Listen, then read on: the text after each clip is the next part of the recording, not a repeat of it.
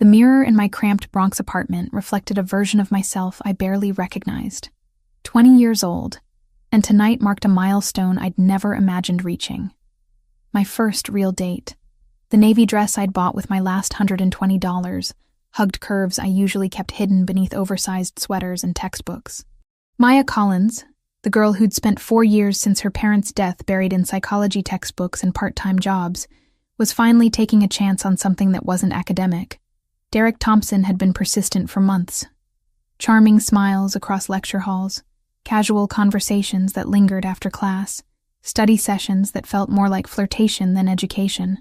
When he'd asked me to dinner at Il Sogno, one of Manhattan's most exclusive Italian restaurants, I'd been shocked. Boys like Derek, confident, well-connected, effortlessly attractive, didn't usually notice girls like me. Girls who worked at bookstores to pay rent, who counted every dollar twice before spending it, who hadn't owned a dress this expensive until today. The subway ride from the Bronx to the Upper East Side felt like traveling between worlds. My reflection in the darkened windows showed a stranger dressed in borrowed confidence, clutching a purse that contained everything I had left. $23.16. I'd counted it 3 times before leaving my apartment, each recount accompanied by a prayer that it would somehow multiply into enough for dinner at a restaurant, where appetizers cost more than my daily food budget. Manhattan's Friday evening energy pulsed around me as I emerged from the subway. Office workers in $1,000 shoes hurried past, their conversations peppered with casual mentions of weekend homes and vacation plans that represented more money than I'd seen in years. The closer I got to Il Sogno, the more I questioned Derek's invitation. What did he see in the scholarship kid from the Bronx who wore the same 3 sweaters in rotation and had never been on a date? Il Sogno materialized from the Manhattan evening like something from a movie. Crystal chandeliers cast golden light across marble floors, and the scent of garlic, basil, and expensive wine created an atmosphere of luxury I'd only read about in novels. Couples dressed in clothing that cost more than my semester's rent murmured in intimate conversations, while servers moved with choreographed precision. Every surface gleamed. Every detail spoke of money and refinement that felt as foreign to me as another language. "Table for 2, I told the hostess, my voice steadier than my thundering heartbeat. Under Thompson. She consulted her reservation book with practiced indifference, her perfectly manicured nails clicking against the leather binding. Her assessment was swift but thorough. Discount shoes, drugstore makeup, nervous energy that screamed of someone out of her depth. "Right this way, miss." The table overlooked the restaurant's main dining area, positioned perfectly for observation and conversation. I slid into the velvet chair, hyper-aware of every sound, every glance from other diners who seemed to belong in this world of casual extravagance. The menu prices made my stomach clench. $35 for the cheapest pasta dish, $42 for chicken, $58 for fish. My $23 suddenly felt microscopic. $8.15 became $8.30. $8.30 stretched toward 9 o'clock. Around me, other couples shared wine and laughter, their conversations a steady hum of contentment. I checked my phone obsessively, refreshing messages that never came, dialing Derek's number only to reach voicemail each time. The excitement I'd felt getting ready transformed into something colder, sharper. Humiliation mixed with genuine concern. Had something happened to him? "Will you be ordering this evening? Or are we waiting for your companion?" The waiter's tone carried just enough condescension to make my cheeks burn. His eyes assessed my modest dress, my discount shoes, my obvious discomfort with surgical precision. Behind his professional smile lurked impatience and barely concealed disdain. "He's just running late," I said, the lie tasting bitter on my tongue. "Maybe. Could I just get some water for now?" The waiter's smile was sharp as winter glass. "Of course. I'll give you a few more minutes." But minutes became an eternity. Other diners glanced my way with mixtures of pity and curiosity. The couple at the neighboring table whispered behind manicured hands, their conversation punctuated by sideways looks that made my skin crawl with embarrassment. I counted the money in my purse again, as if repetition might somehow make it multiply. $23.16. Not enough for the cheapest item on the menu. Not enough to maintain the pretense that I belonged here. My phone buzzed with a text from an unknown number, the sound cutting through my spiral of self-doubt. Payment overdue, $75,000. 48 hours or consequences for you and your backup contact. You know what we want. Ice flooded my veins, chasing away the heat of embarrassment with something far more terrifying. My hands trembled as I read the message again. Then again. $75,000. Backup contact. The words swam before my eyes, each reading making less sense than the last. This had to be some kind of mistake. Some random message that had found its way to my phone by accident. But something about the specific language, the cold certainty of the threat, made my chest tighten with genuine fear. I stared at the screen until the words blurred, my mind racing through possibilities. Wrong number. Spam. Prank. None of the explanations felt right. The message was too specific, too personal. Backup contact suggested knowledge of my existence that felt invasive and wrong. Who would list me as a backup contact for anything, let alone something involving $75,000? The waiter returned, his patience visibly strained, hovering beside my table like a vulture waiting for roadkill. Other servers shot glances our way, the solo diner holding up prime real estate on a busy Friday night, clearly unable to afford the privilege. "Miss, I'm going to need you to order something or I'll take care of this." The voice came from behind me, low and controlled, carrying an authority that made the waiter step back instinctively. The sound wrapped around me like silk, commanding attention without demanding it. I turned to find a man standing beside our table, and the air itself seemed to shift in his presence. Tall, easily 6 feet, with dark hair styled with casual perfection and eyes the color of winter storms. His suit was charcoal gray, tailored with the kind of precision that whispered of money and power, fitting his broad shoulders and lean frame like it had been sewn directly onto his body.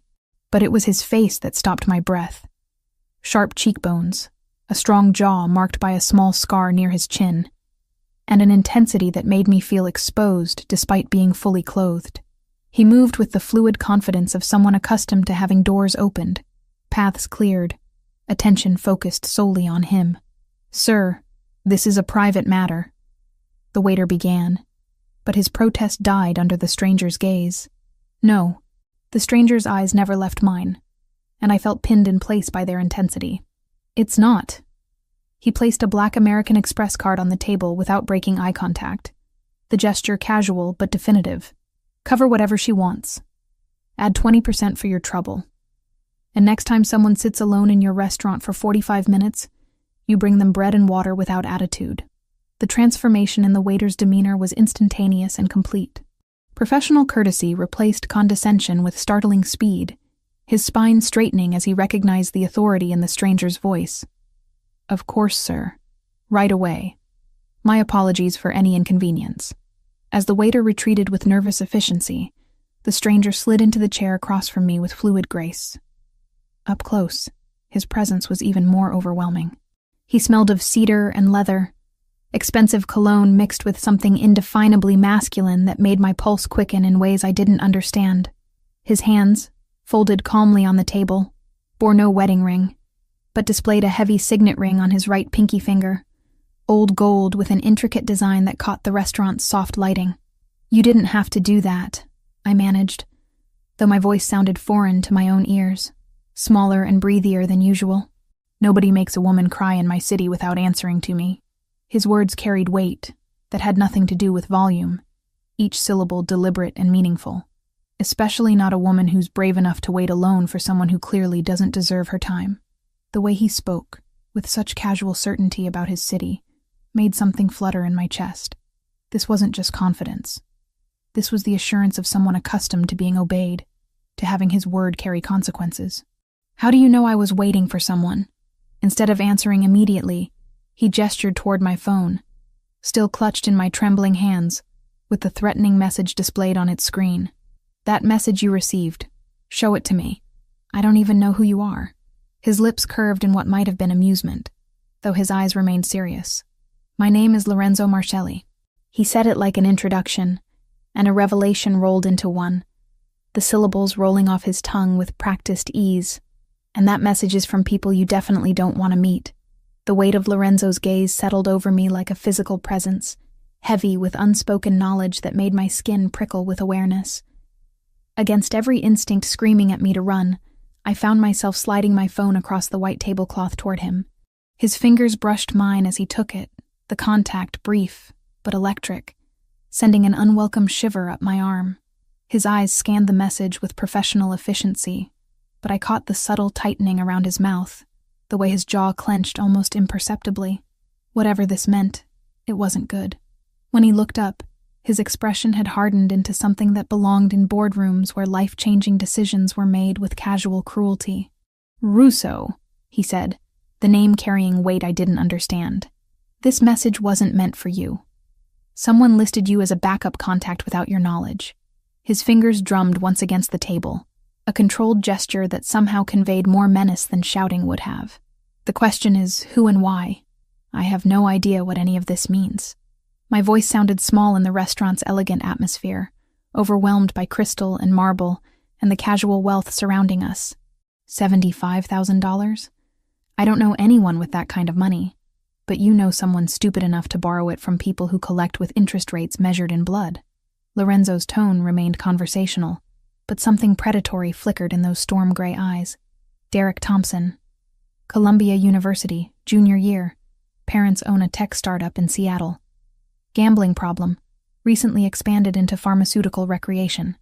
I stared at him, my mind struggling to process not just the information, but the casual way he delivered it. "How do you know Derek? How do you know any of that?" Instead of answering, Lorenzo made a subtle gesture with his left hand. Within seconds, the air around our table shifted. I became aware of movement at the restaurant's edges. Men in dark suits who hadn't been there moments before, positioning themselves with military precision near exits and key vantage points. They moved like shadows, professional and silent, drawing no attention from other diners who remained blissfully unaware that the atmosphere had fundamentally changed. The waiter returned with practiced deference, carrying a bottle of wine that probably cost more than my monthly rent. He poured without being asked, the ritual performed with choreographed precision that spoke of experience with demanding clientele. Lorenzo dismissed him with a barely perceptible nod, and we were alone again in our bubble of tense conversation. "In my line of work, information is currency," Lorenzo said, lifting the wine glass but not drinking. "And right now, you're sitting in the middle of a transaction that could get you killed." He leaned forward slightly, the movement bringing his scent closer, cedar and danger, and something indefinably masculine that made my pulse quicken despite my fear. "Derek Thompson owes the Russo family $75,000. They have a reputation for creative collection methods." The restaurant around us continued its elegant dance of Friday night dinner service, other couples sharing intimate conversations while I sat across from a stranger who spoke of death threats like discussing the weather. "You're telling me Derek put my name down as some kind of guarantee for illegal gambling debts?" "Among other things." Lorenzo's eyes never left mine, reading expressions I didn't know I was making. The Russos don't distinguish between willing participants and unwilling collateral. If Derek can't pay, they'll use whatever leverage they can find, including you. My hands trembled as I processed the implications. 20 years of carefully constructed safety, of studying hard and working harder to build a life free from the violence that had claimed my parents, and I'd been dragged into exactly the kind of world I'd spent years avoiding. "I need to call the police." "And tell them what? That you received a threatening text message? That someone used your name without permission?" Lorenzo's smile held no warmth. "The NYPD has more pressing concerns than unsubstantiated threats against college students. By the time they took you seriously, you'd already be missing." The casual certainty in his voice made my blood run cold. This wasn't speculation or intimidation. This was professional assessment from someone who understood exactly how these situations played out. Then what am I supposed to do? Accept my protection. The words came without hesitation, delivered with the same authority he'd used to dismiss the waiter. "Until we resolve Derek's problem, you're not safe on your own." I laughed, the sound sharp and bitter in the restaurant's refined atmosphere. Protection from a complete stranger who somehow knows everything about my personal life? How is that any different from the threat? Lorenzo's expression didn't change, but something shifted in his posture. a subtle realigning that made him seem larger, more dangerous. Around us, I became newly aware of his men, still positioned at strategic points throughout the restaurant. They weren't threatening. They simply existed in spaces that happened to control every exit, every sightline, every potential threat. "Because I give you a choice," he said simply. "The Russos won't." My phone buzzed against the table where Lorenzo had placed it. Another message, this time from Derek. "Maya, I'm sorry about tonight. Family emergency." Rain check, the casual tone, the complete absence of acknowledgement about the threat I'd received, made my stomach churn with a mixture of anger and disbelief. Lorenzo read the message over my shoulder, his presence close enough that I could feel the heat radiating from his body. "He doesn't know they've made contact," he observed, "which means he's either incredibly naive or incredibly stupid. Maybe he really did have a family emergency." Even as I said it, the words felt hollow. The timing was too convenient. The message too casual for someone whose debts had apparently put both our lives in danger. "Maya," the way Lorenzo said my name made something flutter low in my chest. Intimate and possessive in a way that should have alarmed me, but instead sent warmth spreading through my veins. "Look around this restaurant. Look at the way people dress, the way they carry themselves, the casual discussion of summer houses and private schools. Do you see anyone here who looks like they worry about money?" I followed his gaze, taking in the casual display of wealth surrounding us. Designer handbags left carelessly on chairs, watches that cost more than cars, conversations peppered with mentions of vacations and purchases that represented more money than I'd seen in years. "No, Derek brought you here for a reason. Not because he wanted to impress you with his own money. His family's comfortable but not wealthy enough for regular dinners at Il Sogno. He brought you here because he needed to be seen in the right place by the right people." Lorenzo's fingers drummed against the table again, the gesture controlled, but somehow menacing. "He was using you as camouflage." The pieces clicked together with sickening clarity. The months of attention, the casual flirtation, the sudden invitation to an expensive restaurant far above a college student's normal budget. I hadn't been a romantic interest. I'd been a prop, a way for Derek to maintain appearances while his life spiraled into debt and desperation. "How long have you been watching me?" I asked, surprised by the steadiness in my own voice. "Not you, specifically. Derek." Lorenzo's honesty was brutal and refreshing after months of Derek's calculated charm. "But you've been in the background of his surveillance for weeks. The scholarship student who works at the bookstore, who takes care of herself, who doesn't ask questions or demand explanations." His eyes held mine with uncomfortable intensity. "You were perfect for what he needed." Rage flared in my chest, hot and cleansing after hours of humiliation and fear. "And what do you need?" "To keep you alive." The simplicity of his answer caught me off guard. "The Russos have your name now. They'll research you the same way I did. Family history, financial situation, social connections, vulnerabilities. They'll find your parents' accident, your student loans, your job at the bookstore. They'll identify every pressure point in your life and apply leverage until you give them what they want." "Which is what, exactly?" Lorenzo leaned back in his chair, the movement casual but somehow predatory. "Derek. But if they can't have him, they'll settle for making an example of someone he cares about." His smile was sharp as broken glass. "Even if he doesn't actually care." The restaurant continued its elegant choreography around us, other diners lost in their own conversations while I sat paralyzed by the realization that my entire life had changed in the space of a single evening. The girl who'd arrived nervous about her first date was gone, replaced by someone who needed to understand the rules of a world she'd never wanted to enter. "If I accept your protection," I said carefully, "what does that mean exactly?" "It means you don't go anywhere alone. It means you don't return to your apartment until we've secured it. It means you trust me to handle the Russo problem while keeping you safe." Lorenzo's voice carried the weight of absolute authority, but his eyes held something that might have been gentleness. "And it means you accept that your old life, the one where you could walk through the city without looking over your shoulder, is over." I refused Lorenzo's offer to go to what he called a safe house, the words conjuring images of windowless rooms and locked doors that made my skin crawl with claustrophobia. Instead, I insisted on returning to my Bronx apartment, clinging to the illusion that familiar walls might somehow shield me from the reality of my situation. Lorenzo didn't argue. which surprised me more than resistance would have. He simply nodded, made another subtle gesture, and I knew without being told that his protection would follow me home whether I wanted it or not. The subway ride back felt different now. Every passenger a potential threat, every stop an opportunity for danger to board. I found myself cataloging faces, memorizing details the way I'd learned to study for exams. Compulsively, desperately, as if retention might somehow guarantee survival.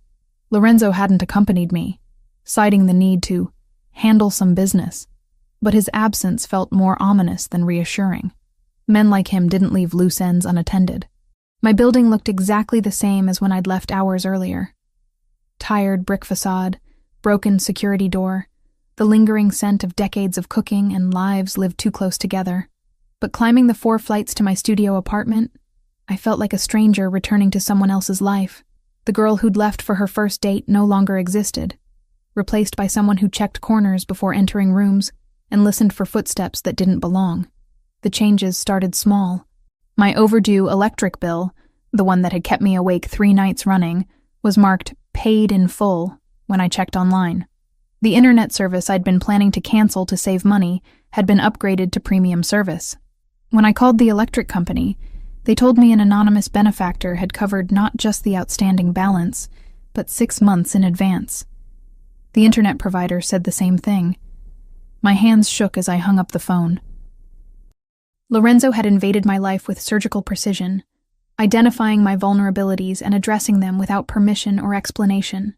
The money should have been a relief. God knew I needed it. But instead, it felt like chains made of gold, beautiful and inescapable. The knock on my door came at 8 the next morning, soft but insistent.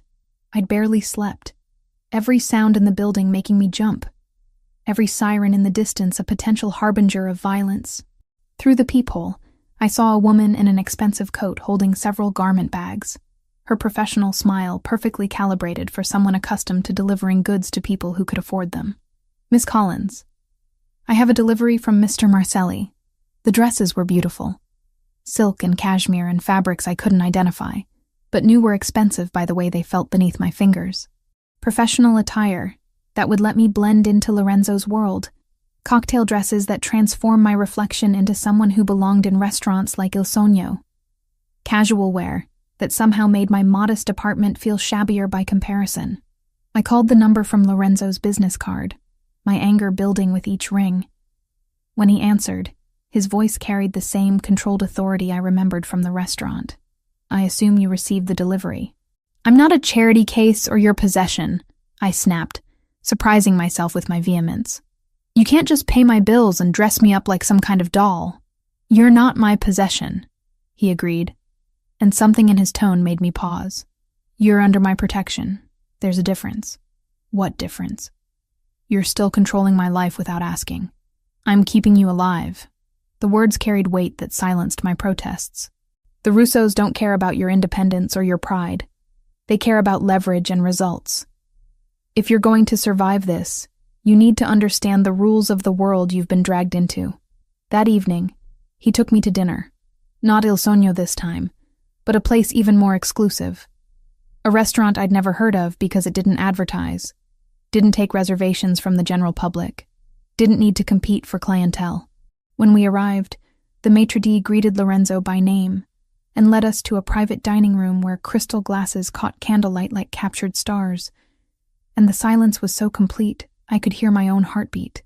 "This place doesn't officially exist," Lorenzo explained, as servers appeared with courses I hadn't ordered, each dish a masterpiece of presentation and flavor that cost more than I typically spent on food in a week.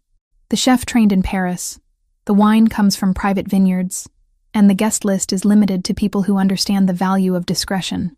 I watched him eat with the same controlled precision he applied to everything else, every movement deliberate and efficient. The contrast between his casual elegance and my nervous energy felt stark, emphasizing the gulf between our worlds. "Why are you showing me this?" "Because you need to understand what you're dealing with." He set down his fork, giving me his complete attention. "The Russos operate in this world too. Private dinners where business is conducted over $1 million wine, handshake agreements that reshape entire industries, Conversations that never officially happen but change everything. The weight of his gaze made me fidget with my napkin, hyper-aware of how the expensive dress clung to my body, how the unfamiliar jewelry felt against my skin. Everything about this evening was designed to seduce. The ambiance, the luxury, the undivided attention of a man who commanded respect through presence alone. And you? What's your excuse for being here? Something flickered in his eyes, too quick to interpret but heavy with meaning. I inherited this life. Lost my parents when I was 18, assumed control of family interests that had been built over generations. His voice carried a weariness that seemed at odds with his apparent youth. Sometimes the only choice is between becoming what people fear or being destroyed by those who already are. The vulnerability in his admission caught me off guard. Beneath the expensive suits and casual authority, Lorenzo was only 32 years old, young to carry the weight I sensed pressing down on his shoulders. What happened to your parents? Car bomb, ordered by the Russo family over a territorial dispute that had been simmering for years. His tone remained conversational, but I caught the way his hands tightened imperceptibly around his wine glass. They wanted to send a message about the consequences of resistance. The casual mention of car bombs and territorial disputes should have terrified me, but instead I found myself studying the man across from me with new eyes. The scar on his chin, the way he positioned himself with his back to the wall, the constant awareness of exits and potential threats. These weren't affectations, but survival mechanisms learned through necessity. How long have you been at war with them? 14 years. The number hung in the air between us, representing half a lifetime of conflict and violence.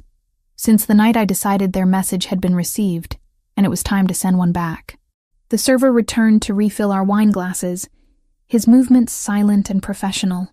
Around us, the restaurant continued its orchestrated dance of service and luxury, but our conversation had shifted into territory that felt intimate despite its darkness.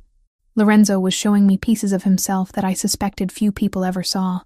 Not the controlled businessman or the dangerous authority figure, but the young man who'd been thrust into a world of violence and responsibility before he was ready. Is that what this is about? Using me to send another message? No. The directness of his answer surprised me. This is about something I haven't felt in 14 years. Which is? He leaned forward slightly, the movement bringing his scent closer. Cedar and danger, and something that made my pulse quicken despite my attempts at emotional distance. The desire to protect something because I choose to, not because I have to. The admission hung between us, heavy with implication. In the candlelight, Lorenzo's features seemed softer somehow, less like carved marble, and more like flesh and blood. The dangerous authority was still there, but tempered by something that might have been longing. I should go home, I said, though the words felt hollow even as I spoke them. You should. His agreement came with a smile that transformed his entire face, making him look younger and more approachable. But you won't, because despite everything you've told yourself about wanting a quiet life, about avoiding the kind of violence that took your parents, you're curious about what happens next. He was right, and we both knew it. The scared girl who'd been stood up at Il Sogno was still there, but she was sharing space with someone new, someone who felt alive in ways she'd never experienced, someone drawn to the controlled danger Lorenzo represented like a moth to flame. It should have been a warning. Instead, it felt like permission. What happens next? I asked, surprised by the steadiness in my own voice. Lorenzo's smile deepened, and for the first time since I'd met him, he looked genuinely happy. Now we find out exactly how much trouble Derek's gotten himself into, and we decide what we're going to do about it. The first sign of trouble came on Tuesday morning as I walked across Columbia's campus toward my psychology lecture.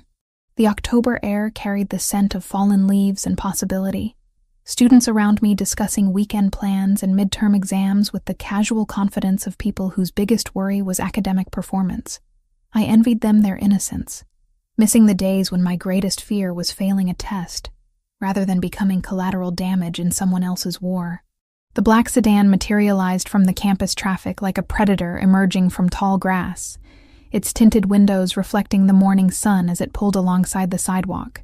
My steps faltered, muscle memory from years of psychology textbooks recognizing threat patterns before my conscious mind could process them. Fight-or-flight responses flooded my system, adrenaline sharpening my awareness of every detail. The car's expensive silence, the way other students gave it unconscious wide berth, the subtle wrongness of something so obviously predatory in an environment designed for learning. Two men emerged from the vehicle with practiced efficiency, their movements coordinated in a way that spoke of professional experience. They wore dark suits that couldn't quite hide the bulges beneath their jackets, and their eyes swept the campus with the methodical assessment of security personnel or something more dangerous. The taller one approached while his partner remained by the car, positioned to block any attempt at escape. Maya Collins. Not a question. A statement delivered with casual authority. His voice carried a slight accent I couldn't place, something that made my name sound foreign and somehow threatening. You're a difficult woman to approach. My psychology training kicked in, analytical mind cataloging threat indicators, while my body prepared for violence. Aggressive posture, hands kept visible but ready, eyes that never quite focused on me, but constantly scanned for potential interference. These weren't campus security or local police. These were Lorenzo's enemies, and they'd found me despite his protection. I think you have the wrong person, I managed, proud that my voice remained steady despite the terror clawing at my throat. No mistake. The man smiled, the expression cold and predatory.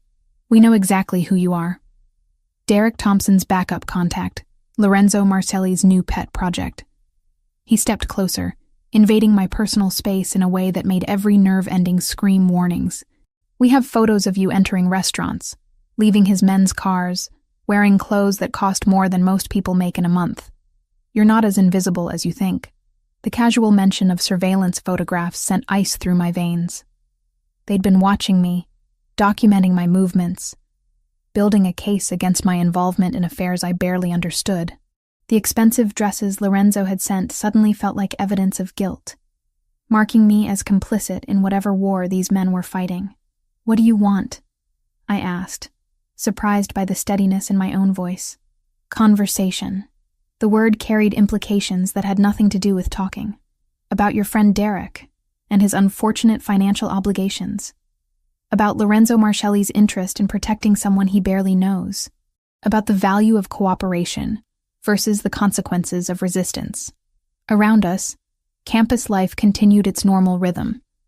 Students hurrying between classes, professors discussing research, maintenance workers tending to the grounds. None of them noticed the potential violence simmering beneath the surface of what appeared to be a normal conversation. I was surrounded by people but completely alone, isolated in a bubble of threat that no one else could see. I don't know anything about Derek's debts, I said, taking a small step backward only to find the second man had moved to flank me while I was distracted. Perhaps, but you know Lorenzo Marcelli, and that makes you useful. The tall man's smile widened, showing teeth that were too white and too sharp. He has something that belongs to us. Specifically, he's assumed responsibility for a debt that should have remained Derek's problem. We're here to discuss terms for its resolution. The pieces clicked together with sickening clarity. Lorenzo had done exactly what he'd said he would, handled the Derek problem. But instead of making it disappear, he'd apparently made himself the target, accepting responsibility for debts he hadn't incurred to protect someone he barely knew. The thought should have been reassuring, but instead, it filled me with a terror that went beyond personal safety. Before I could respond, the campus atmosphere shifted. The change was subtle at first. A black SUV pulling up behind the sedan. Two men in expensive suits emerging with the kind of casual confidence that spoke of absolute authority. I recognized one of them as Marco, Lorenzo's associate from the restaurant. His presence transforming the confrontation from potential violence into something more complex and dangerous. Gentlemen, Marco's voice carried the same controlled authority as Lorenzo's, cutting through the tension like a blade. I think there's been a misunderstanding. The Russo men tensed, hands moving instinctively toward concealed weapons. But they didn't retreat. We were in the middle of a college campus, surrounded by witnesses, which provided a different kind of protection than Lorenzo's usual methods. Violence here would bring police, media attention, federal investigation, consequences even crime families preferred to avoid. No misunderstanding, the tall man replied. Just a message being delivered. And now it's been received. Marco stepped closer, his presence somehow making the space feel smaller and more dangerous despite his calm demeanor. Miss Collins is under Mr. Marcelli's protection. Any further contact should go through appropriate channels. She's Derek Thompson's responsibility first. His debt, his collateral. Derek Thompson's obligations have been assumed by my employer. Marco's smile carried the same cold precision I'd seen in Lorenzo's expressions, which makes this conversation unnecessary and potentially problematic for everyone involved. The standoff stretched for several heartbeats, threat and counter-threat dancing beneath the surface of polite conversation. Around us, students continued their morning routines, oblivious to the potential for violence that shimmered in the autumn air like heat waves. I found myself cataloging escape routes, exit strategies, anything that might help me survive if this turned physical. Finally, the tall Russo man stepped back, his retreat graceful but definitive. Mr. Marcelli's generosity is noted, but generosity has limits, and debts have consequences. Miss Collins should remember that protection is only as strong as the person providing it. They departed as smoothly as they'd arrived, the black sedan disappearing into campus traffic while Marco watched with the patience of someone accustomed to managing threats. Only when they were completely gone did I realize I'd been holding my breath. My body coiled with tension I hadn't noticed building. "You're safe," Marco said. But his eyes continued scanning the campus for additional threats. But this changes things. They've made direct contact, which means they're escalating beyond Mr. Marcelli's expectations. The casual mention of escalation sent fresh waves of fear through me. What does that mean? It means the game has changed. Marco gestured toward his SUV, an invitation that felt more like a command.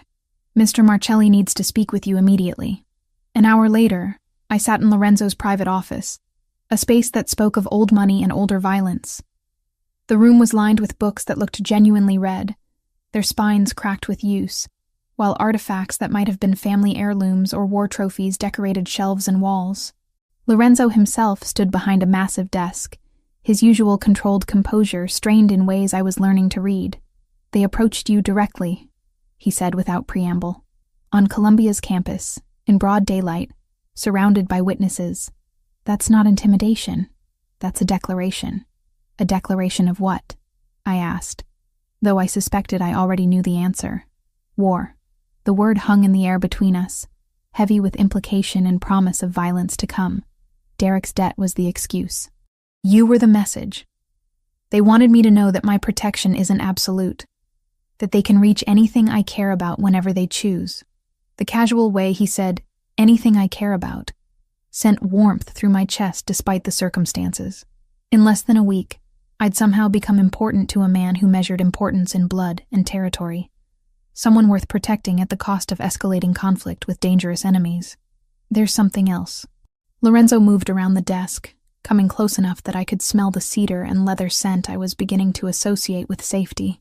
Derek finally surfaced. "He wants to meet with you." My heart stuttered in my chest.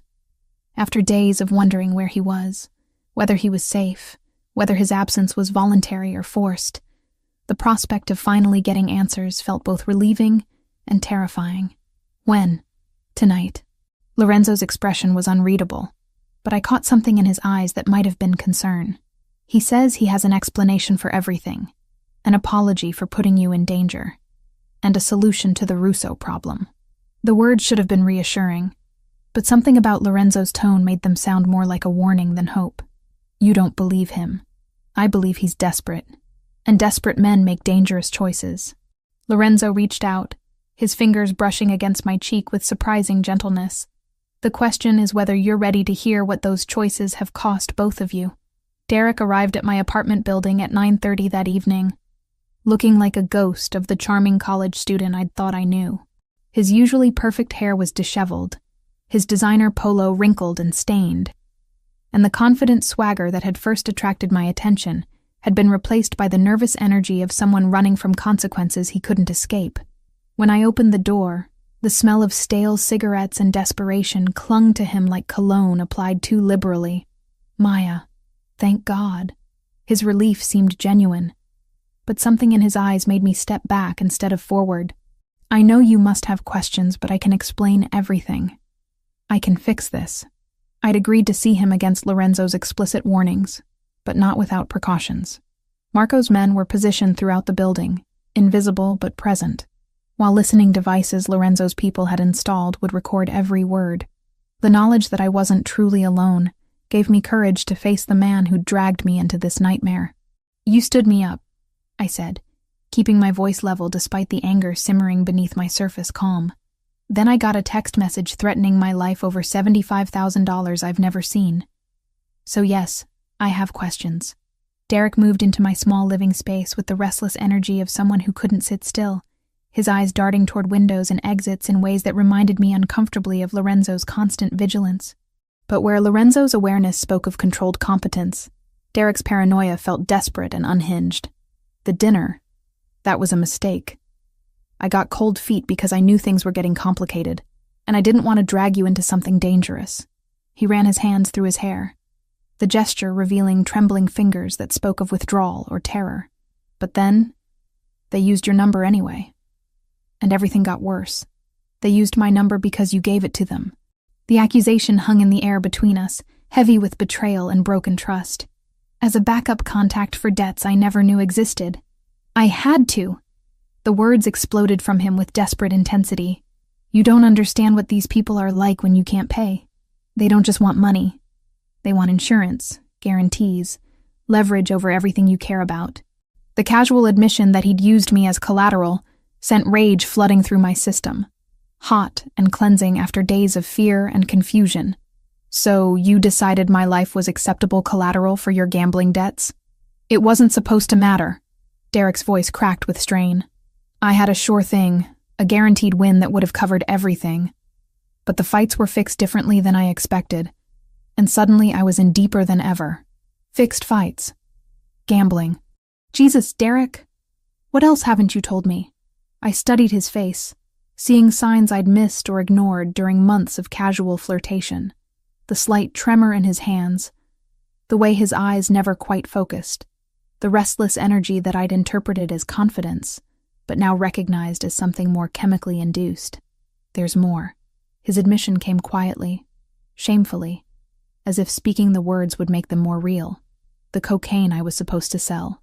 I used most of it instead of moving it, and now they want payment for product that doesn't exist anymore. The pieces of Derek's destruction clicked together with sickening clarity.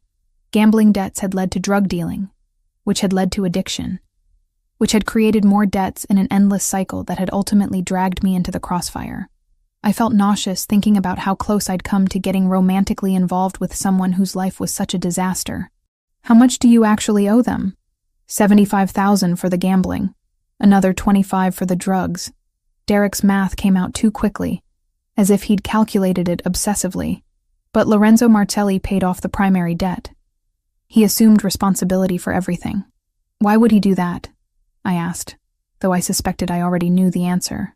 Derek's laugh was bitter and knowing. Because he wants you, Maya. I've been watching the way he looks at you, the way his men follow you around like your precious cargo. He paid my debts to get you away from the Russos. But that just made you his responsibility instead. Something cold settled in my stomach as Derek's words registered. You've been watching me? I had to know if my plan was working. Derek's admission came with a desperate smile that made my skin crawl. The Russos have been pressuring me for weeks, threatening to hurt people I care about if I didn't find a way to pay. When I realized Lorenzo Martelli was interested in you, it seemed like the perfect solution. The betrayal cut deeper than I'd expected, sharp and clean as a surgical blade. You set this up. The dinner invitation, the timing, everything. You orchestrated this entire situation. I needed Lorenzo to see you, to understand what was at stake. Men like him, they don't respond to begging or promises. But they respond to protecting something beautiful, something worth fighting for. Derek stepped closer, his expression a mixture of desperation and calculated charm. I knew if he saw you in that restaurant, saw how vulnerable you were, he'd want to help.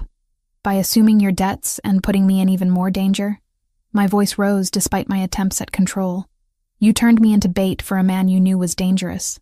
But it worked. Lorenzo Martelli is protecting you now, paying for your expenses, making sure you're safe. You're better off than you've ever been. Derek's logic was twisted but internally consistent, the reasoning of someone who'd convinced himself that manipulation was actually altruism. The sound of my apartment's fire escape window sliding open made us both freeze.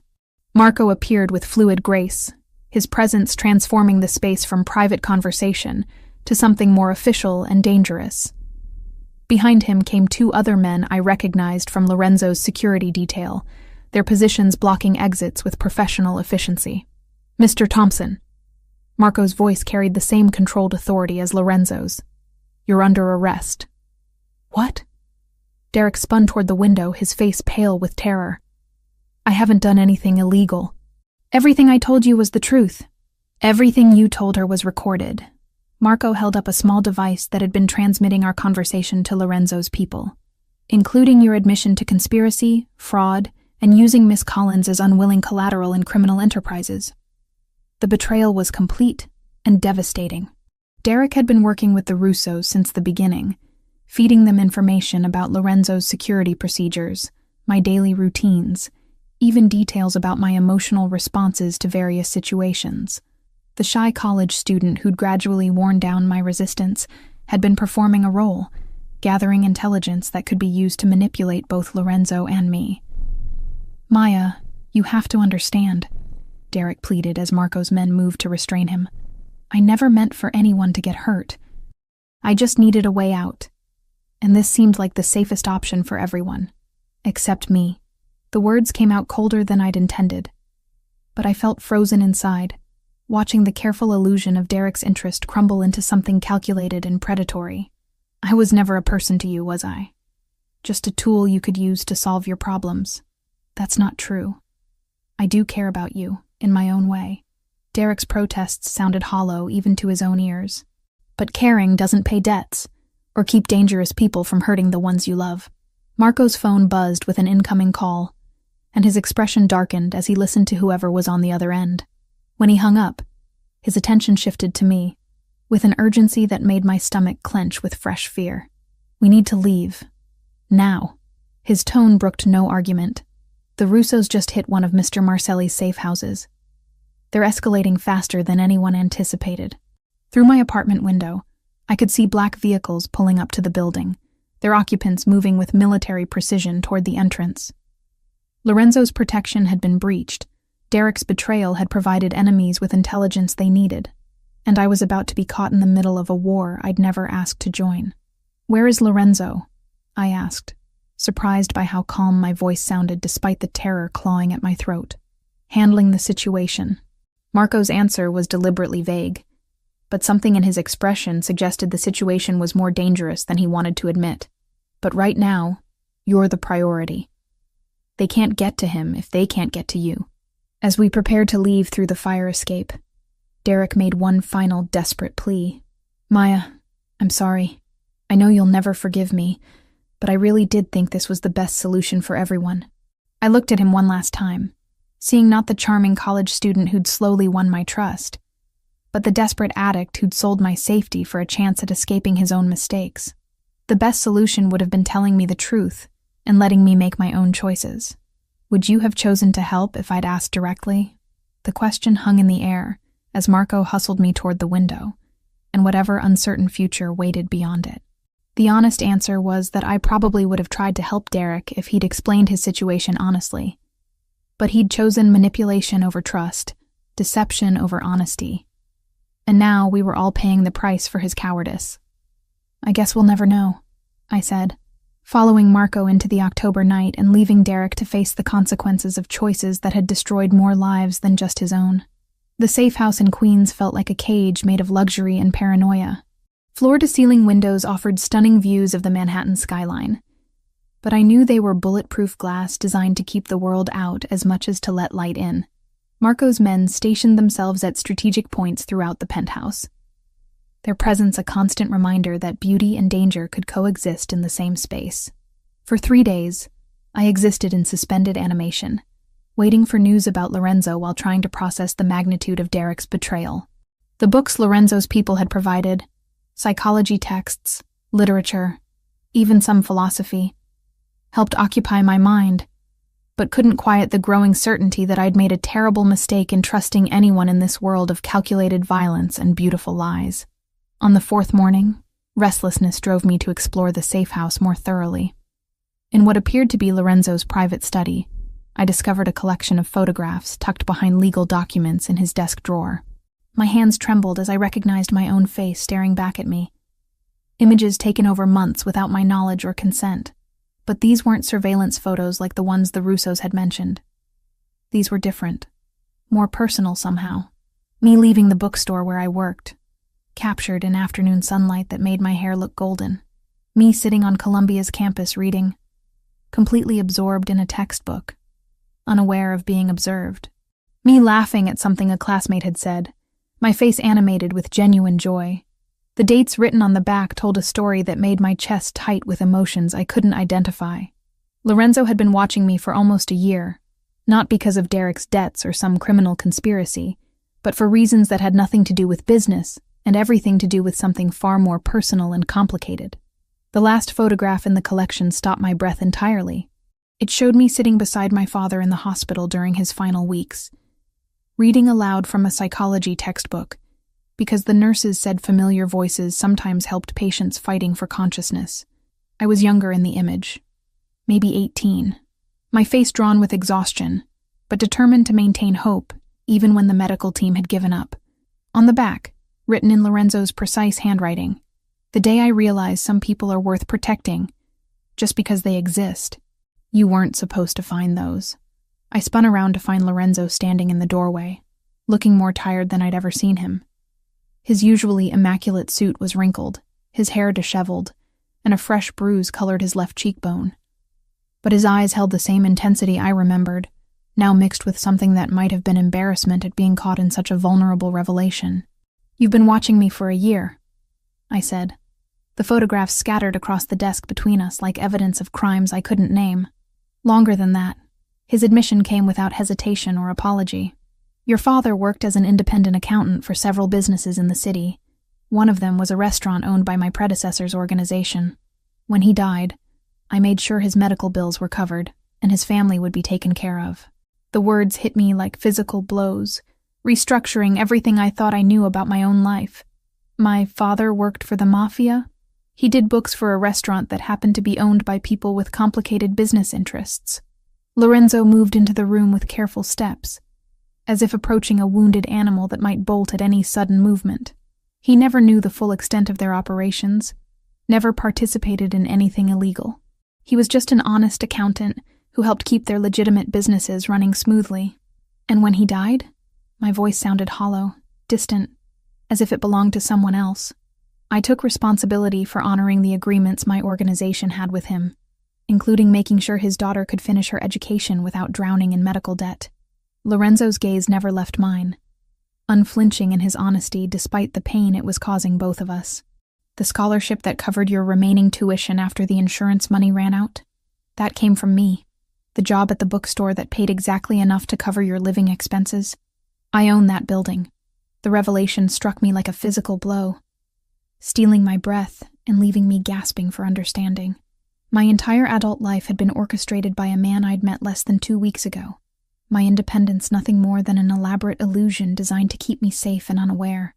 "You've been controlling my life for years." The accusation came out as a whisper, but it carried the weight of fundamental betrayal. Everything I thought I'd accomplished on my own, every sacrifice I made to build something independent, it was all a lie. "No." Lorenzo's response was immediate and fierce. "Your intelligence, your determination, your compassion for people who are suffering, none of that came from me. I just made sure you had the opportunity to develop those qualities without being destroyed by circumstances beyond your control. Like my parents were?" The question hung in the air between us, heavy with implications I wasn't sure I wanted to explore. Lorenzo's expression darkened, and for the first time since I'd known him, he looked genuinely uncertain about how to proceed. "Your parents' accident was investigated thoroughly by both the police and my people," he said carefully. "There was no evidence of foul play, no connection to any criminal organization. Sometimes tragedy is just tragedy, Maya. Sometimes bad things happen to good people for no reason at all." Relief flooded through me at his words. followed immediately by guilt for feeling relieved. My parents' death in a car accident had been traumatic enough without adding murder and conspiracy to the grief I'd carried for 4 years. But you still felt responsible for taking care of me. I felt responsible for honoring my predecessor's commitments. But somewhere along the way, it became personal. Lorenzo moved closer, his presence filling the space between us with the same magnetic intensity I'd felt in the restaurant. Watching you grow from a grieving teenager into a strong, independent woman, seeing how you refused to let tragedy define your future. You became someone I admired before I ever spoke to you. The admission sent warmth through my chest despite the anger and confusion swirling through my thoughts. Is that why you paid Derek's debts? To protect your investment in my well-being. I paid Derek's debts because the thought of someone using you as collateral made me want to commit violence that would have started a war. The honesty in his voice was brutal and somehow comforting. You weren't an investment, Maya. You were someone I'd grown to care about from a distance. And suddenly, you were in danger because of choices someone else had made. I studied his face, looking for signs of deception or manipulation, but found only exhaustion and something that might have been hope. The night at Il Sogno, when you intervened with the waiter, you knew who I was before I ever showed you that text message. I knew exactly who you was. What I didn't know was whether you'd forgive me for keeping the truth from you for so long. Lorenzo reached out tentatively, his fingers barely brushing against my cheek, or whether you'd be able to accept that someone like me could offer protection without expecting something in return. And now you know everything, and you have a choice to make. His hand dropped away, restoring the physical distance between us even as the emotional connection deepened. You can walk away from all of this. The danger, the complications, the association with someone whose enemies see you as a weakness to exploit. I'll make sure you disappear so completely that neither Derek nor the Russos nor anyone else will ever find you. Or, Lorenzo's smile was soft and genuine, transforming his entire face in ways that made my heart race despite everything I'd learned. Or you stay and help me figure out what this is between us. Not obligation or protection or manipulation, but whatever's been building since that night in the restaurant when you refused to be intimidated by circumstances beyond your control. The choice he was offering felt monumental, the kind of decision that would reshape the entire trajectory of my life. I could return to the illusion of independence, start over somewhere far from New York and the complicated world of violence and loyalty that Lorenzo inhabited. Or I could acknowledge that independence had always been partly illusion, and choose to build something real with someone whose protection had evolved into something deeper and more dangerous. The Russos, I said, needing to understand the full scope of what I'd be choosing.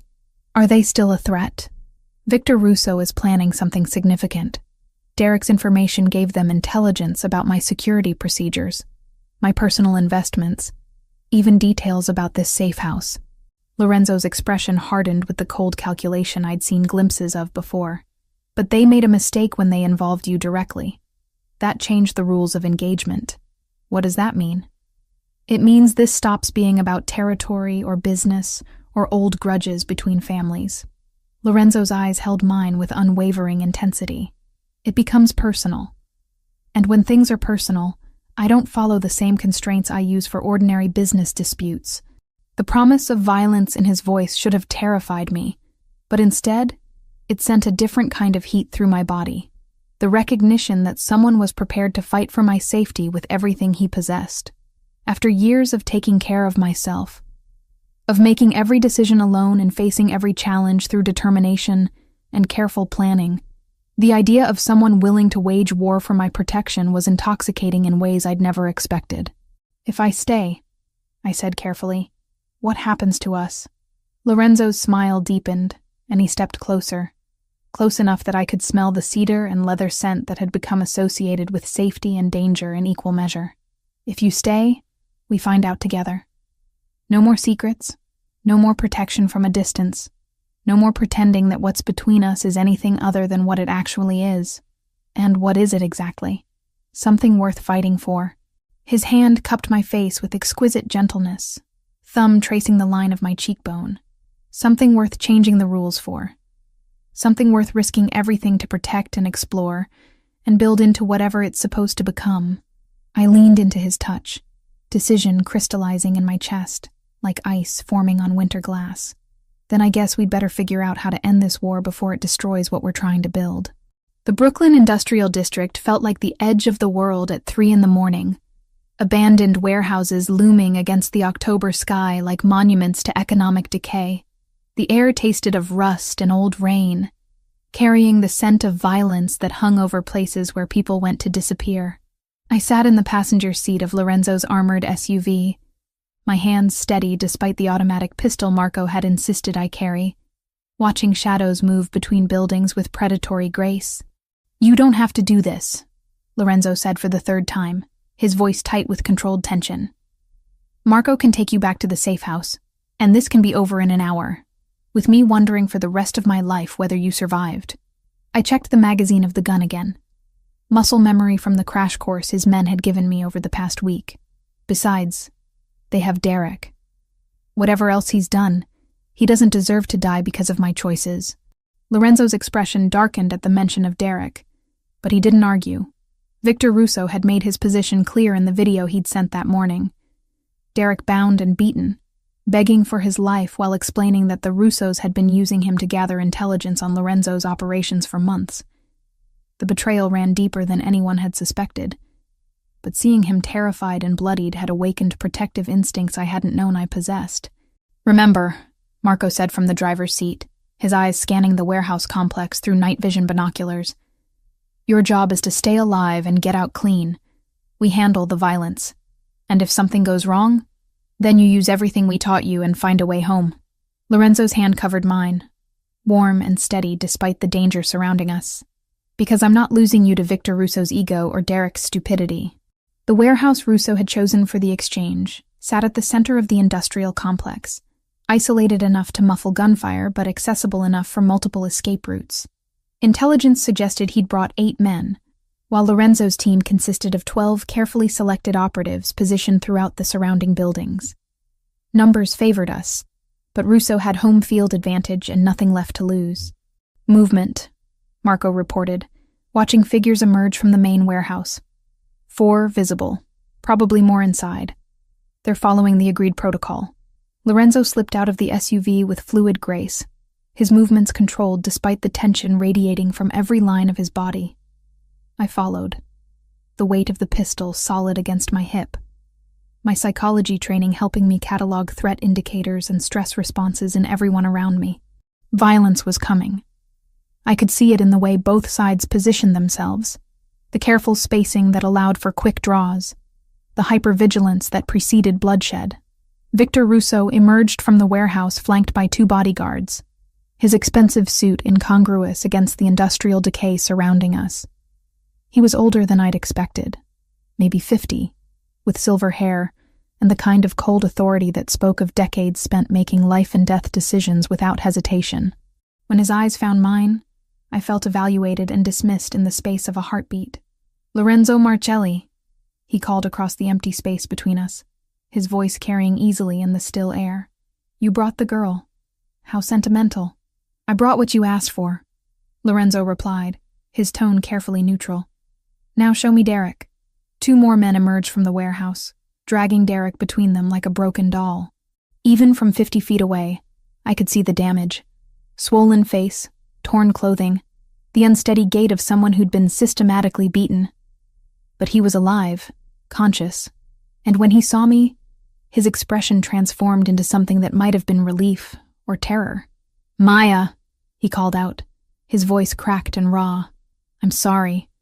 I'm so fucking sorry for all of this." "Touching," Victor said with casual cruelty. "The boy has been very talkative about your security procedures, your business operations, even your personal habits. Amazing what people will share when properly motivated." The implication sent ice through my veins, but Lorenzo's expression remained unchanged. The deal was simple. I come alone with the girl, you release Derek, and we settle this like civilized businessmen. Except you didn't come alone. Victor's smile was sharp as broken glass. My men counted at least 8 snipers in the surrounding buildings. "Did you really think I wouldn't notice? Did you really think I'd walk into an obvious trap without insurance?"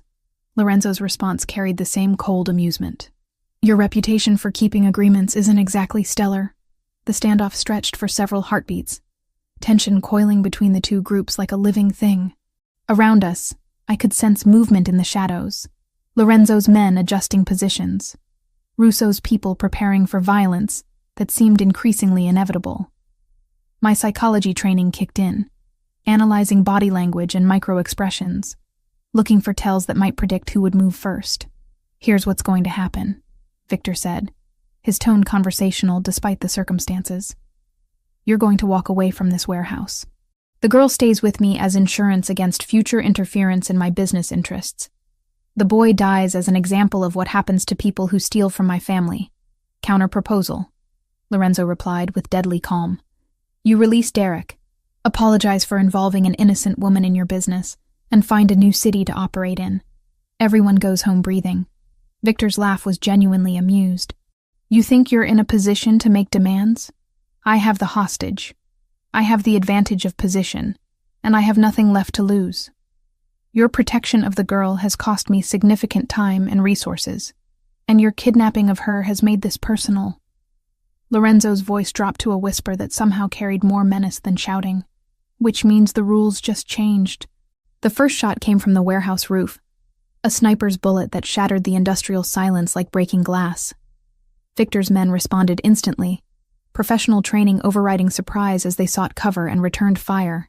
Lorenzo tackled me to the ground behind our SUV, his body shielding mine from the chaos erupting around us. "Stay down," he ordered, drawing his own weapon with practiced efficiency. "No matter what happens, stay behind cover until this is over."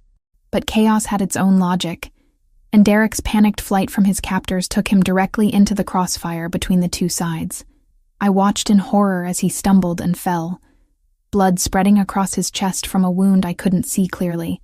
Without thinking, I broke from cover, using skills Lorenzo's people had taught me to move from shadow to shadow, reaching Derek's position while gunfire erupted overhead. "Maya, get back." Lorenzo's voice carried over the sound of automatic weapons, but I was already kneeling beside Derek, assessing his injuries with the clinical detachment my psychology training had taught me to maintain under stress. "It's not that bad," I told him, though blood was soaking through his shirt at an alarming rate. "Just stay still and let me help." "You shouldn't have come," Derek gasped, his face pale with shock and blood loss. "This is my fault, all of it. You should have let them kill me. Nobody deserves to die for making stupid choices." I pressed my hands against his wound, trying to slow the bleeding while staying low enough to avoid the firefight raging around us. Just focus on breathing and staying conscious. Movement in my peripheral vision made me look up to see Victor Russo approaching with his remaining bodyguard, using Derek and me as human shields while his men provided covering fire. His expensive suit was torn and bloodied, his silver hair disheveled, but his eyes held the same cold calculation I'd seen in the initial standoff. "Predictable," he said, pressing the barrel of his pistol against my temple. Lorenzo Marcelli's weakness has always been his need to protect people who don't deserve protection. The metal was cold against my skin, but my psychology training helped me remain calm, analyzing options and potential outcomes while my conscious mind focused on keeping Derek alive. Around us, the gunfire was slowing as both sides recognized the changed dynamics of the situation. "Let her go, Victor." Lorenzo's voice came from somewhere behind overturned shipping containers, steady despite the circumstances. "This is between us. Now it's between all of us." Victor's grip on my shoulder was painful, but not desperate. He was still in control, still calculating advantages. "The girl dies unless you call off your men and surrender yourself for execution. And if I do that, you'll kill us all anyway." Lorenzo's assessment was matter of fact, professional evaluation, rather than emotional pleading. "So, what exactly are you offering? A quick death, instead of a slow one?" Victor's honesty was brutal and strangely refreshing. The girl has seen too much, knows too much about operations on both sides. She's a liability that can't be allowed to survive. The psychology textbooks I'd studied had covered hostage situations, but none of them had prepared me for the clarity that came with accepting potential death. Fear remained, but it was controlled now, channeled into focus that let me catalog every detail of our position, every potential advantage or escape route. "Maya," Derek whispered, his voice growing weaker as blood loss took its toll. My jacket pocket. There's something you need to know. I slipped my hand into his jacket, feeling a small recording device that was still warm from his body heat. Evidence, I realized. Proof of whatever deal he'd made with the Russos. Insurance he'd kept in case this moment ever came. What is it? I asked. But Derek's eyes were already losing focus, consciousness fading as his body fought to survive wounds that might be beyond my ability to treat. Victor noticed the exchange, his attention sharpening on the device I'd pulled from Derek's pocket. What did you find, girl? Nothing, I lied, palming the recorder while keeping pressure on Derek's wound. Just his phone. But Victor's suspicious expression suggested he didn't believe me, and his grip on my shoulder tightened in ways that promised more immediate violence. Around us, the silence stretched, as both sides waited for resolution that would determine who lived and who died in this abandoned corner of Brooklyn. The shot that ended the standoff came from an impossible angle. Victor Russo's bodyguard collapsing as Lorenzo appeared from cover I hadn't seen him reach. In the split second of confusion that followed, I rolled away from Victor's grasp, using momentum and Derek's weight to break free, while Lorenzo closed the distance with lethal efficiency. What followed was brutal and brief. Hand-to-hand combat between two men who understood that only one would leave the warehouse alive. When it ended, Victor Russo lay motionless on the concrete, and Lorenzo stood over him with blood on his hands, and victory written in every line of his body. Is it over? I asked, still kneeling beside Derek, who was breathing but unconscious. It's over, Lorenzo confirmed, his voice steady despite the violence we'd just survived. For all of us. 10 months later, I stood in the floor-to-ceiling windows of our Manhattan penthouse, watching the city pulse with late afternoon energy 40 stories below. The view never stopped taking my breath away. Central Park spreading like an emerald carpet to the north, the Hudson River catching sunset light like scattered diamonds, the endless sprawl of humanity pursuing dreams and ambitions that seemed impossibly small from this height. My reflection in the glass showed a woman I barely recognized from the terrified college student who'd been stood up at Il Sogno less than a year ago. The expensive business suit I wore had been tailored to accommodate the subtle changes pregnancy had brought to my body, while my hair fell in waves that spoke of professional styling rather than drugstore shampoo and hope. But the biggest change was in my eyes. They held confidence now, the assurance of someone who'd survived violence and betrayal and emerged stronger rather than broken. Mrs. Marcelli, your 4 o'clock appointment is here. The voice belonged to James, Lorenzo's personal assistant, delivered through the intercom system that connected our home office to the rest of the penthouse. After Victor Russo's death, we'd consolidated operations, bringing legitimate business dealings into the same space where we planned the less legal aspects of Lorenzo's empire. Send him up, I replied, straightening papers on my desk that contained acquisition details for 3 more properties in Queens. On the surface, they were real estate investments. In reality, they were strategic positioning for the expansion of territory that had followed our victory over the Russo family. Business was good, and I'd discovered an unexpected talent for making violence profitable through careful legal maneuvering. The man who entered our office 5 minutes later was nervous in the way that suggested he understood exactly who he was dealing with, but hoped politeness might protect him from consequences. Martin Webb, owner of a construction company that had been skimming materials from city contracts for the better part of a decade. Lorenzo's people had identified the theft, and now Mr. Webb was here to discuss terms for making his problem disappear. Mr. Webb, I said, gesturing to the chair across from my desk. Thank you for coming. I understand you've been having some difficulties with your municipal contracts. Yes, there have been some accounting irregularities. His eyes darted around the office, taking in the expensive furniture, the art that probably cost more than his annual income, the subtle indicators of power that seemed to make him shrink into himself. Nothing that can't be resolved with proper oversight. Of course. I opened his file, reviewing details that Marco's investigation team had compiled over the past month. $2.3 million in materials diverted from public projects over 18 months. Impressive scope for what you're calling accounting irregularities. Mr. Webb's face went pale, confirming what we already knew. I'm not sure what you're implying, but I'm not implying anything. The interruption was delivered with the same quiet authority I'd learned from watching Lorenzo handle difficult negotiations. I'm stating facts based on thorough investigation. The question is whether you'd prefer to resolve this privately or through more official channels.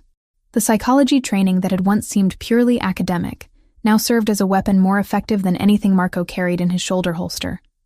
Understanding human behavior, recognizing pressure points, knowing exactly how much fear to apply to achieve desired outcomes, these skills had made me valuable to Lorenzo's organization in ways I'd never anticipated. "What do you want?" Mr. Webb asked, the question emerging as barely more than a whisper. "Partnership." I slid a contract across the desk, its terms already negotiated based on psychological profiles our people had developed. Your company becomes a preferred contractor for Marcelli Development. In exchange, the accounting irregularities disappear, and you gain access to projects that will triple your annual revenue within 2 years. It wasn't really a choice, and we both knew it. Mr. Webb could sign the contract and prosper under Lorenzo's protection, or he could refuse and face criminal prosecution, followed by the kind of bankruptcy that ended careers permanently. His signature on the document 20 minutes later was shaky, but legally binding. "Welcome to the family," I said, as he prepared to leave. "James will provide you with contact information for your new project manager. I think you'll find this arrangement mutually beneficial." After Mr. Webb departed, I returned to the window, my hand resting on the subtle curve of my belly, where our child was growing with each passing day. 6 months along now, carrying the next generation of whatever Lorenzo and I were building together. The thought should have terrified me. Bringing a child into a world where violence was always one wrong decision away. Instead, I felt protective in ways that went beyond normal maternal instincts. "How did it go?" Lorenzo's voice came from behind me, warm with the affection that had replaced the careful authority he'd used during our early encounters. I turned to find him leaning against the doorframe, still wearing the expensive suit he'd worn to his own meeting downtown, but with his tie loosened and his hair slightly mussed in ways that made him look younger and more approachable. "Mr. Webb saw reason," I replied, moving into his arms with the natural ease that had developed over months of learning to trust completely. "His construction company will be very useful for the Brooklyn expansion." Lorenzo's hands settled on my waist, careful of the changes pregnancy had brought to my body. "And how are you feeling about the expansion?" It was a question with layers, not just about business strategy, but about my comfort level with the violence that expansion might require. My willingness to be complicit in decisions that could destroy lives as easily as they improved our position. 6 months ago, I would have recoiled from such considerations. Now they felt like necessary calculations in a complex equation that had to balance power, profit, and survival. "I think we're ready," I said, surprised by how natural the admission felt. The Russo territory has been without strong leadership long enough that smaller organizations are starting to move in. Better to consolidate control before someone else decides they're brave enough to challenge us. Someone else like Antonio Russo. Lorenzo's expression darkened at the mention of Victor's younger brother, who'd been making subtle inquiries about avenging his family's honor. Intelligence suggests he's building alliances with families in New Jersey and Philadelphia. Then we handle Antonio before he becomes a problem. The casual way I discussed potential violence would have horrified the psychology student I'd been a year ago. Now it felt like strategic planning for protecting what Lorenzo and I had built together. I've been thinking about approaches that might resolve the situation without open warfare. Lorenzo's smile held genuine admiration, and something that might have been pride. "What kind of approaches?" "The kind that use his psychology against him." I moved to my desk, pulling out files that contained detailed behavioral analysis of Antonio Russo and his known associates. He's motivated by family honor and personal vengeance, but he's also practical enough to recognize when a fight isn't worth the cost. We just need to make the cost clear before he commits to action. And if negotiation doesn't work, then we make sure he understands the consequences of underestimating what we're willing to do to protect our family. My hand moved instinctively to my belly, protective instincts sharpening at the thought of anyone threatening the life we were building. Some lessons can only be taught through demonstration. Lorenzo pulled me closer, his arms encircling both me and our unborn child, with the same protective intensity that had first drawn me to him, despite the danger he represented. "Have I mentioned recently that I love the woman you've become?" "The woman you helped me become," I corrected, remembering the terrified girl who'd sat alone in Il Sogno waiting for a date who would never arrive. though I'm still not entirely sure whether that was intentional or accidental. Both, he admitted with the honesty that had become characteristic of our relationship. I knew you were strong enough to survive in this world. I didn't know you'd become essential to running it. The intercom buzzed with another call from James, this one announcing the arrival of Marco and his team for our weekly security briefing. These meetings had become routine, a way of staying ahead of threats while planning for expansion that would cement our position as one of New York's most influential families. Ready to hear about this week's adventures in empire building? Lorenzo asked, his tone light but his eyes serious. Ready, I confirmed, settling into my chair while he took his position at the head of the conference table. Around us, the penthouse continued its elegant function as both home and headquarters, personal sanctuary and command center for operations that touched every aspect of New York's complex underground economy. Marco entered with his usual professional efficiency, followed by 3 other men whose loyalty Lorenzo had earned through years of mutual respect and shared danger. They nodded respectfully in my direction, not because I was Lorenzo's woman, but because I'd proven myself valuable to the organization's success through intelligence and strategic thinking, rather than just association. The Antonio Russo situation is escalating faster than anticipated, Marco began without preamble. He's reached out to families in Boston and Chicago, looking for support in what he's calling a justified war against the people who murdered his brother. Any takers? I asked, already mentally cataloging psychological profiles and potential pressure points for the organizations he'd contacted. 2 maybes, 1 definite no. Marco consulted his notes. But he's also been recruiting independent operators, people desperate enough to work for promises rather than guaranteed payment. Lorenzo's expression hardened in ways I'd learned to recognize as preparation for necessary violence. How many people are we talking about? Potentially 15 to 20, plus whatever support he gets from established families. Marco's assessment was thorough and sobering. Not enough to win a direct confrontation, but enough to cause significant damage before we eliminate them. Then we don't let it become a direct confrontation, I said, an idea crystallizing as I spoke.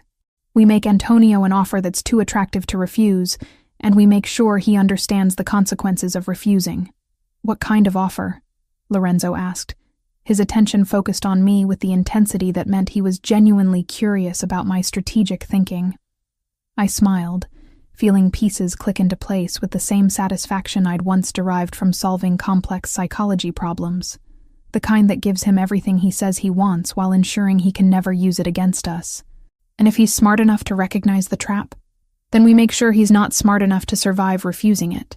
The admission should have felt wrong, discussing someone's potential death with the same casual planning we might use for a business acquisition. Instead, it felt like protecting family, ensuring that the world Lorenzo and I were building for our child would be stable enough to survive whatever challenges the future might bring. I love you, Mrs. Martelli, Lorenzo said, as the meeting continued around us, his voice carrying the same mixture of admiration and protectiveness that had characterized our relationship from its violent beginning. I love you too, Mr. Martelli, I replied, watching Manhattan pulse with life beyond our windows, while our child grew safely within the empire we'd built through careful combination of violence and strategy.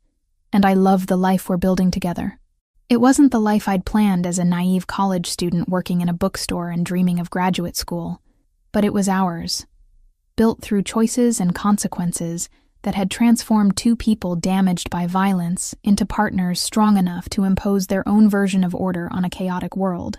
And as I felt our child move beneath my heart, I knew that whatever challenges lay ahead, we would face them together as equals in power and partners in the beautiful, dangerous life we'd chosen to create.